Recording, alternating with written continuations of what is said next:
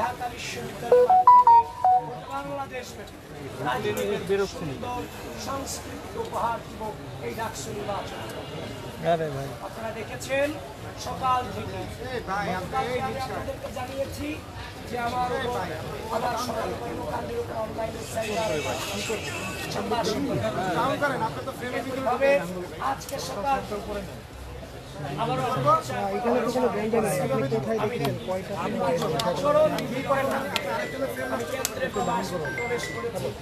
এই ধরনের কয়টার সময় বিশ্ববিদ্যালয়ের দায়িত্বশীল কর্মকর্তা আপনাদেরকে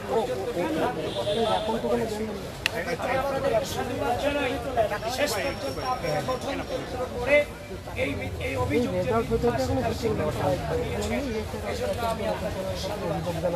কিন্তু অল্প সময়ের মধ্যে এই যে মিস ইনফরমেশন ছড়িয়ে আমাদেরকে সাধারণ শিক্ষার্থীদের সামনে কলঙ্কিত করার চেষ্টা করেছে সেটা বিশ্ববিদ্যালয়ের রিটার্নিং একজন নির্বাচন কমিশন কর্তৃক। সুতরাং এটা কোনোভাবেই মেনে নেওয়া যায় না। এরা বারবার এদের ব্যর্থতার প্রমাণ দিয়ে গিয়েছে। আপনি দেখেছেন আজ আমাদের নির্বাচনী গঠনতন্ত্রে আছে। আপনারা তো 2019 সালে ডাকসু নির্বাচনে নাকি কাভার করেছেন। বিপিজিএস এজিএস তাদের প্যানেলের তাদের ভোট কেন্দ্র পরিদর্শন ছিল না? অবশ্যই ছিল। তাদেরকে পরিচিতি কার্ড থেকে শুরু করে তাদের আলাদা পরিচিতি ছিল না, সব ছিল। কিন্তু বিশ্ববিদ্যালয়ের প্রশাসন এসব এবং আমরা প্রত্যেকটা কেন্দ্রে যখনই গিয়েছি আমাদেরকে বারবার এতিমের মতো দাঁড় করিয়ে রাখা হয়েছে, আমাদের সময় নষ্ট করানো হয়েছে। শেষ পর্যন্ত দেখতে পেলাম রোকেয়া হলের একজন মেয়ে ভোট আমাকে অভিযোগ করছে যে ভাই যে ব্যালটপত্র আমাদেরকে দেওয়া হয়েছে সেখানে আগে থেকে সাদিককে এবং ফরহাদের মতো ক্রস সেটা শুধুমাত্র রোকেয়া হলে ঘটে নাই। সেই ঘটনায় অমরের কুশলের যে ভোট কেন্দ্র সেখানে তখন আমি যখন দুটাই ইনভেস্টিগেশন করতে গেলাম চিফ রিটার্নিং অফিসারের নির্দেশ করে আমি ভোট কেন্দ্র প্রবেশ করলাম এবং তাদের চিকিৎসা করলাম, জানার চেষ্টা করলাম। তারাও সেখানে বন্ধুভাবে হয়েছে। সুতরাং স্পষ্টভাবে জানিয়ে দিতে চাই, যেহেতু ঘটনা দুই জায়গায় ঘটনা ঘটেছে, প্রমাণিত হয়েছে, তার মানে এর আগেও অনেক ব্যালটে সম্ভবত আমরা যতটা নিশ্চিত হচ্ছি আমরা জানি না কত ব্যালটে আগে থেকে চিহ্ন ভরে ব্যালট বক্স ভরে দিয়ে রাখা হয়েছে, সেটা আমাদের এখনো পর্যন্ত আমাদের জানা নয়। যেহেতু ঘটনা দুইটা প্রমাণ পেয়েছি, তার মানে এরকম ঘটনা আরও ঘটেছে, এটা নিঃসন্দেহে এটা আমরা অনুমান করতে পারছি। তো এখন কথা হচ্ছে একদিকে এটা করে বেড়ালেন, নির্বাচনী কারচুপি করলেন, এখন নির্বাচনী কারচুপি করার পরে উল্টো দায় দেওয়ার চেষ্টা করলেন। হচ্ছে যে আমাদের যে সকাল থেকে পুলিশ এজেন্ট থেকে শুরু করে আমাদের প্রার্থীদের থেকে জানানো হয়েছে, তারপরে হচ্ছে যে আমাদের যে সামনে যে আছে যে 41 জন ব্যক্তির নাম তো মনে রাখা পসিবল না, 41টা ব্যালট নাম্বার কি মনে রাখা সম্ভব? আমরা যখন ভোট কেন্দ্রের 100 মিটার দূরত্ব থেকে যখন আমরা আমাদের যখন ব্যালট নম্বরগুলো দিচ্ছিলাম, এগুলো সকালে প্রত্যেকটা কেন্দ্রে আমাদেরকে বাধা প্রদান করা হয়েছে, যেটা কোনোভাবেই নয়। তারপর হচ্ছে অমরে কুশলের যে ঘটনায় আপনারা জানেন একজন নির্বাচনী কর্মকর্তাকে সেখানে বরখাস্ত পর্যন্ত করা হয়েছে। তারপরে হচ্ছে যে আপনার বিশ্ববিদ্যালয়ে আমি যতক্ষণ পর্যন্ত ঘুরে দেখি বিভিন্ন ধরনের বহিরাগত ব্যক্তিদের আমি দেখা পেয়েছি। আমি আশ্চর্য হচ্ছি, কেউ বলছে কুড়িগ্রাম থেকে, কেউ বলছে যে আমি এই এলাকার নেতা। আমি দেখেছি জামাতের অনেক নেতা পাশের নামে এই ঢাকা বিশ্ববিদ্যালয় আজকে সারাদিন ঘুরে বেরিয়েছে। তাহলে এই যে ঢাকা বিশ্ববিদ্যালয়ের ভিসি এবং প্রক্টর আমাদের পুলিং এজেন্ট দিতে গিয়ে আপনারা আমাদের সাথে নানান ধরনের প্রতারণা করেছেন। সেখানে নিরাপত্তা পাস নামে ঢাকা বিশ্ববিদ্যালয়ের বাইরে থেকে জামাত শিবিরের নেতা কর্মীদের আপনারা ক্যাম্পাসে ঠাঁই দিয়েছেন, এটা কোনোভাবেই বরদাস্ত করার মতো নেতা নয়।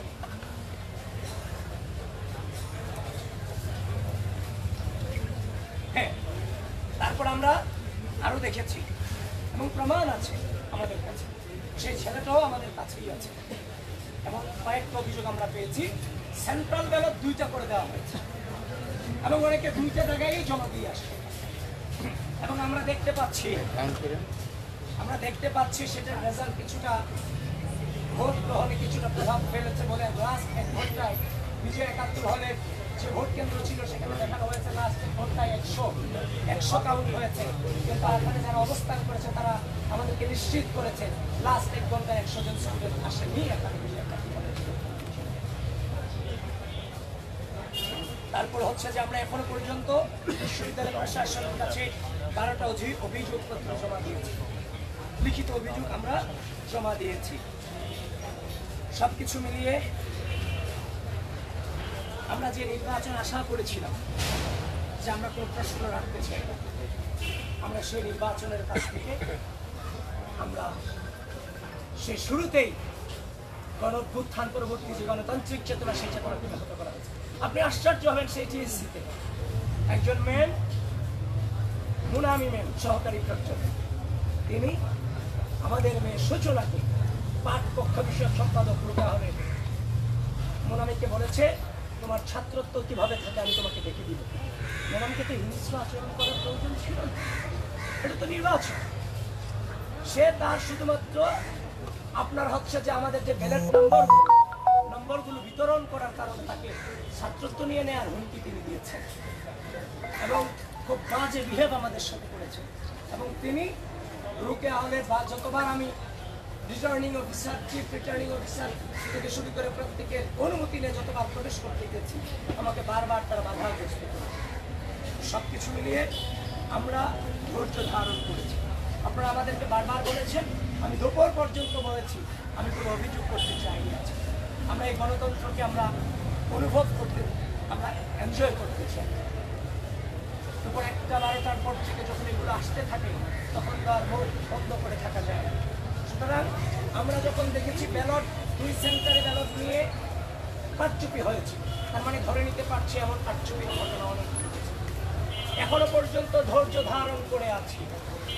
আমরা সুস্থ, স্বাভাবিক, নিরাপদ ক্যাম্পাস মিলি পারে প্রত্যয়ী, কিন্তু স্পষ্টভাবে জানিয়ে দিতে চাই যদি একইভাবে ভোট গণনাতে ম্যানিপুলেট করার বিন্দু পরিমাণ চেষ্টা করা হয় এবং যারা বাংলাদেশের স্বাধীনতা সার্বভৌমত্বকে বিশ্বাস করেন, যারা এই ক্যাম্পাসের সাধারণ শিক্ষার্থীদের মত প্রকাশের স্বাধীনতাতে বিশ্বাস করেন, যারা এই ক্যাম্পাসের সাধারণ শিক্ষার্থীদের মানবাধিকারে পূর্ব বিশ্বাস করেননি, এখনো করেননি, তারা যদি ভোট গণনার ম্যানিপুলেটের মধ্য দিয়ে যদি নির্বাচনী ফলাফলকে ব্যাহত করার বিন্দু পরিমাণ চেষ্টা করে ঢাকা বিশ্ববিদ্যালয়ের সাধারণ শিক্ষার্থীরা সম্মিলিতভাবে তাদেরকে প্রতিরোধ করবে ইনশাআল্লাহ।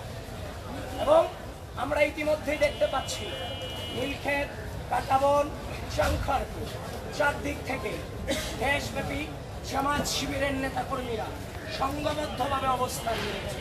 ঢাকা বিশ্ববিদ্যালয়ের প্রশাসন এবং রাষ্ট্রীয় প্রশাসন, নির্বাচন কমিশন, আমি আপনাদের সকলের প্রতি আহ্বান জানাচ্ছি খুব দ্রুত এই ধরনের সন্ত্রাসী অবস্থান থেকে আমাদের ক্যাম্পাসের এরিয়াকে, ক্যাম্পাসের আশপাশ এরিয়াকে আপনারা মুক্ত করুন।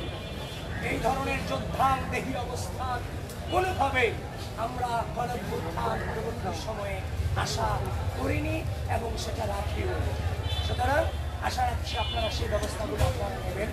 আর এখন যেহেতু ভোট গণনা চলছে, আপনারা আপনাদের জায়গা থেকে সজাগ দৃষ্টি রাখুন, আমরাও আমাদের জায়গা থেকে সজাগ দৃষ্টি রাখার চেষ্টা করছি।